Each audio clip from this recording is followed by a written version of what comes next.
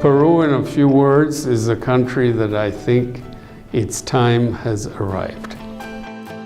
Peru's biggest strength right now is definitely the growth of the middle class. I think something like 57% of the population of Peru is now part of the middle class, and that's a radical and dramatic increase from what it was 5 or 10 years ago. We have no debt, a huge amount of international reserves, high growth. We have the lowest inflation in the region among the major countries. So Peru has been growing very fast, and the challenge is to make sure that we avoid the so-called middle income trap.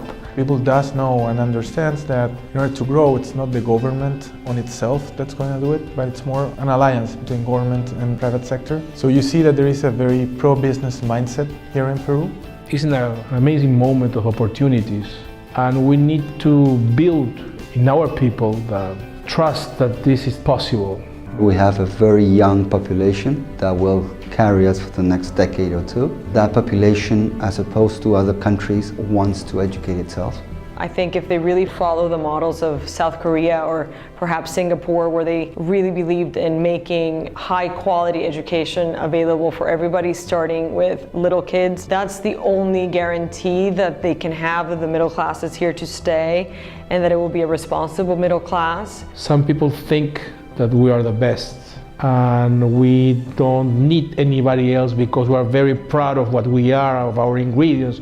And it's very important to remember that we're a multicultural society, that we've been receiving for the last 400 years people from all over the world, Japanese, Chinese, Africans, Italians, people from Spain. And if we close that door, if we close that window, we start to fail. Despite being a society that has racial prejudice, Peru is actually, from a business point of view, a very open society. I think diversity is great. Disparity is not great. Inequality in Peru has actually declined a little bit, but it's still high. And we have to work to reduce it because at some point, if it doesn't happen, it will affect your growth.